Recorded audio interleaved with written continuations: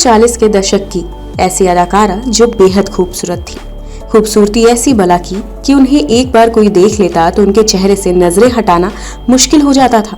कभी दिल दिल से टकराता तो वो इतनी सुंदर थी कि उन्हें हमेशा पर्दे में ही रखा जाता था ताकि किसी की नीयत उनको देखकर खराब ना हो जाए। मैं यहाँ अपनी मर्जी से नहीं आया हूँ, रूपा ने मुझे बुलाया है। पहले उस भोली लड़की को धोखा दिया और अब उसे बदनाम भी करना चाहते हो? निकल जाओ यहाँ से। वो जब फिल्मों में आई तो उन्होंने पहले पर्दे पर तहलका मचा दिया, लेकिन ऐसी क्या मजबूरी हुई कि अपनी सगी बेटी के लिए उन्होंने फिल्में छोड़ दी। हमारे कबूतर और दूसरा क्या हुआ? उड़ गया। उड़ गया? कैसे? क्या आप यकीन करेंगे कि उन्हें भारत से इतना प्यार था कि यहाँ रहने के लिए उन्होंने अपने पति को भी तलाक दे डाला। कौन थी वो अदाकारा और कैसे एक दोस्त से दामाद बन गए अपने जमाने के सबसे मशहूर सुपरस्टार? जानेंगे और भी बहुत कुछ, बस बने रहिए इस वीडियो के अंत तक।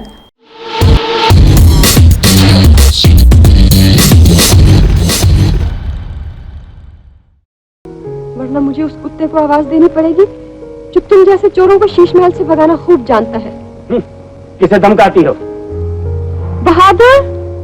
दोस्तों नमस्कार, मैं हूं आपकी दोस्त एंड होस्ट शिवानी और आप देख रहे हैं लेमन जूस कैंडी। 40 के दशक की अदाकारा फिल्म इंडस्ट्री में बहुत खास स्थान रखती थी।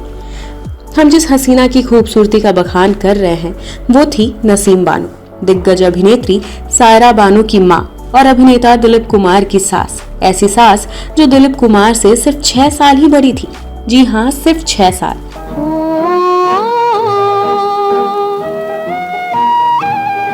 बॉलीवुड की पहली महिला सुपरस्टार नसीम बानो को हमेशा फूलों की तरह रखा गया। उनके पिता हुस्नपुर के नवाब थे और माँ शमशाद बेगम गायिका थी। यहाँ ध्यान देने वाली बात यह है कि ये शमशाद बेगम लेके पहला प्यार वाली शमशाद बेगम नहीं है, बल्कि इंडस्ट्री में छमिया बाई के नाम से शोहरतमंद थी। ये कबूतर हमारे लिए रहना, हम अभी आते हैं। नसीम बानो का जन्म 4 जुलाई 1916 को हुआ था और उस समय उनका नाम था रोशन आरा बेगम। कहते हैं वो इतनी खूबसूरत थी कि उनके माता पिता उन्हें पर्दे में रखते थे और स्कूल भी भेजते थे तो पालकी में।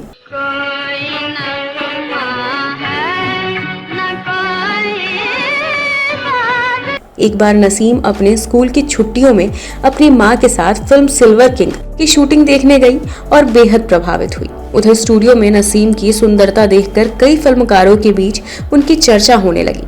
उन्हें कई प्रोड्यूसरों ने फिल्म में काम करने का ऑफर भी थमा दिया, लेकिन उनकी मां ने बच्ची है कहकर इन प्रस्तावों को ठुकरा दिया। लेकिन नसीम बानो ठान चुकी थी कि उन्हें अब अभिनेत्री ही बनना है।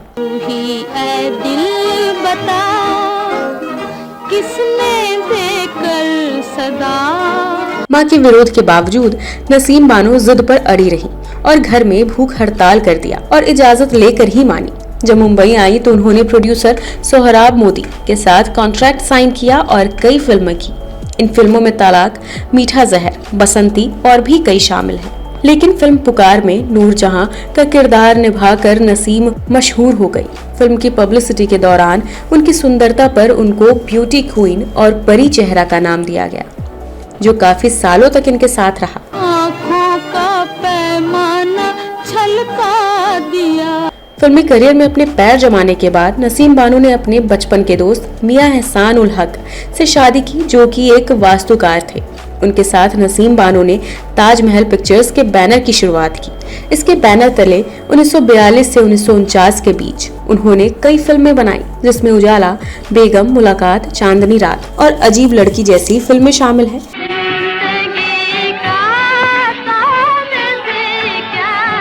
उनके 2 बच्चे थे, पहली बेटी सायरा बानो और एक बेटा सुल्तान अहमद। दोनों को पढ़ने के लिए लंदन भेज दिया। विभाजन के बाद नसीम के पति एहसान उल हक ने भारत छोड़ दिया और पाकिस्तान में बस गए, पर नसीम भारत लौट आई अपने दोनों बच्चों के साथ। नसीम अपने बच्चों के साथ भारत में रहने लगी। उन्होंने कई फिल्मों में यादगार अभिनय किया। धड़कने लगा दिल, मोहब्बत के डर से वो नजर मिल गई। लेकिन सन 1957 में बनी मिनरवा के नौशेरवान ए आदल के एक छोटी सी भूमिका निभाने के बाद अभिनय छोड़ दिया। उनके अभिनय छोड़ने का कारण भी काफी दिलचस्प है। वो नहीं चाहती थी कि फिल्मों में भाग्य आजमाने जा रही उनकी बेटी सायरा बानो की तुलना उनकी मां से हो, यानी नसीम बानो से की जाए, पर अभिनय छोड़ने के लिए भी वो सक्रिय भूमिका में बनी रही।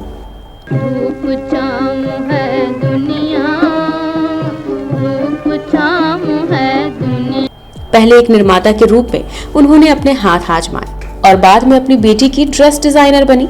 जब सायरा ने 1961 में फिल्म जंगली की तो उनकी ड्रेस डिजाइनर नसीम ही थी। कुर्बानी जानती नहीं, तुम्हारे उसूलों की कुर्बानी मांगती हूँ। आज माँ की इज्जत बेटे के हाथ है। अब आते हैं उनके और दिलीप कुमार के रिश्ते पर। कहा जाता है कि दिलीप कुमार और सायरा बानो की शादी के पीछे भी नसीम बानो का हाथ था।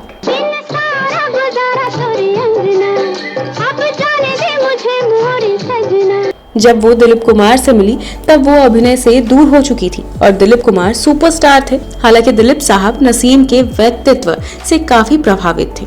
नसीम की बेटी सायरा बानो भी एक सफल अभिनेत्री के तौर पर अपने पैर जमा चुकी थी। भाई बतूर अब जाएंगे कितनी दूर। इसी बीच 1960 में नसीम बानो ने पाली हिल इलाके में दिलीप कुमार के बंगले के पास ही जमीन खरीदी थी। बस यहीं से शुरू हुआ मुलाकातों का सिलसिला। नसीम बानो दिलीप कुमार को काफी पसंद करती थी। घर पर अक्सर वो सायरा के सामने दिलीप के चर्चे किया करती थी। जाने किसकी नजर से। शायद यही कारण था कि सायरा भी अपनी माँ की तारीफों के कारण दिलीप कुमार की फैन बन चुकी थी। उनके रिश्तेदार हैं? जी नहीं, I am something more, much more. I am his fan. जब सायरा पाली हिल वाला प्लॉट देखने गई तभी वे दिलीप कुमार की बहनों से मिलने भी गई। दिलीप घर में ही थे। अपनी पहली मुलाकात के बारे में बात करते हुए सायरा ने एक इंटरव्यू में बताया था, जब मैं पहली बार उनसे मिली थी तो वो मुझे देखकर मुस्कुराए और उन्होंने कहा था कि मैं खूबसूरत हूँ। उनकी बात को सुनकर मैं बहुत ज्यादा खुश हुई थी। पर तब ना तो दिलीप कुमार के दिमाग में दूर दूर तक सायरा को लेकर कोई भावनाएं थी और ना सायरा के मन में। पर दिलीप नसीम बानो से काफी क्लोज थे क्योंकि दोनों की उम्र में कोई खास अंतर नहीं था, तो दोनों की दोस्ती काफी गहरी हो चली थी। इधर सायरा के जीवन में प्रेम पिंगे बढ़ा रहा था एक दूसरे उम्रदराज अभिनेता के साथ। वो थे जुबली कुमार उर्फ राजेंद्र कुमार।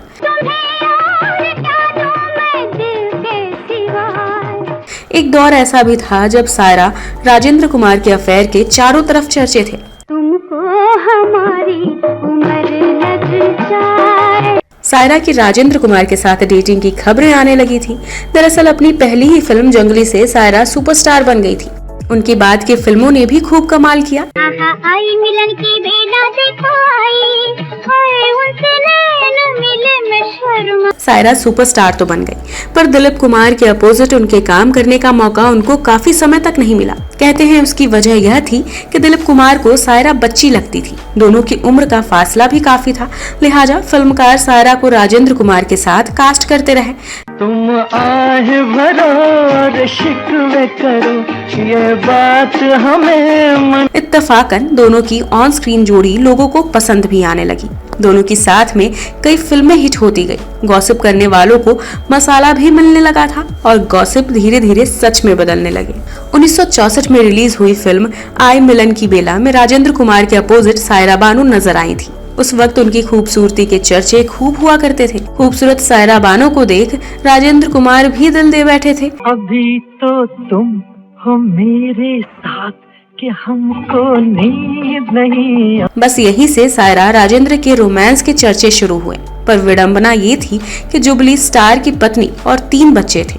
नसीम बानो को जब यह बात पता चली तो वह चिंतित हो गई। वजह यह थी कि एक तो राजेंद्र कुमार हिंदू थे, दूसरी बात यह कि वे शादीशुदा और 3 बच्चों के बाप भी थे। वो बिल्कुल नहीं चाहती थी कि सायरा राजेंद्र कुमार से मिले, पर वो सायरा के करियर के कारण ये कर नहीं पाई। इसी बीच सायरा राजेंद्र की जोड़ी 1966 में आई फिल्म अमन और 1968 में आई फिल्म झुक गया आसमान की शूटिंग के दौरान खासी शोहरत बटोर रही थी।